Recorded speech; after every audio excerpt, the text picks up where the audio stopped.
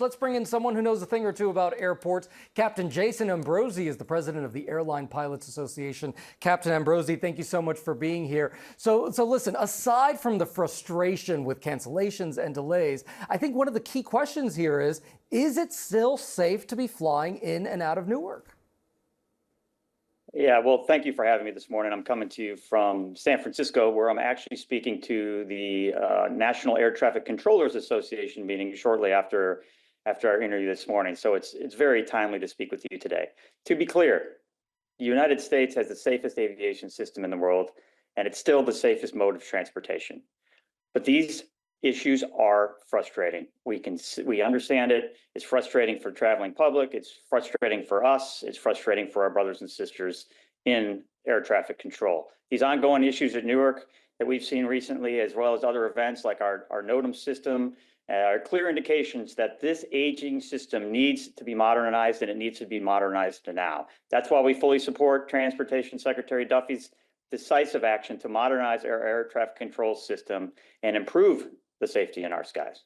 And obviously, we all want these problems fixed right away. But of course, this FAA plan to upgrade technology at Newark, this can take a long time.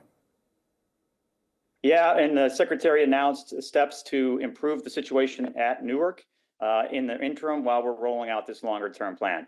ATC reform has been something and modernization has been something that's been ongoing for decades.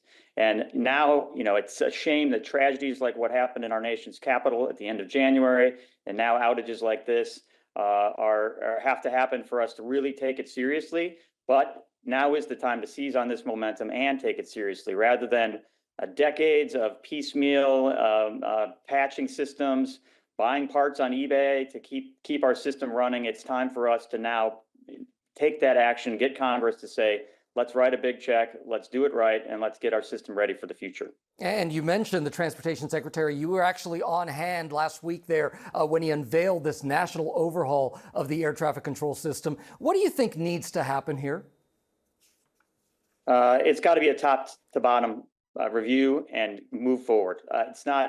It's technology that's out there, right? Where he talked about using fiber. We're not trying to use some technology that hasn't been created yet, but we're using piecemeal. You saw, if you watched that, you saw for lack of a better term, the pile of junk that was sitting on the stage in front of the secretary and those of us that addressed the body.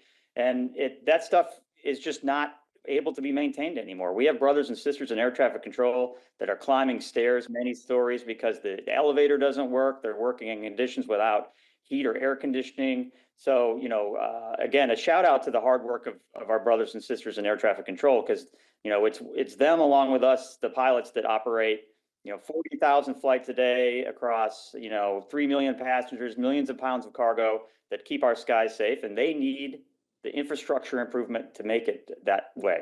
And they want it all fixed just as much as the traveling public. Captain Jason Ambrosi, thank you so much for joining us.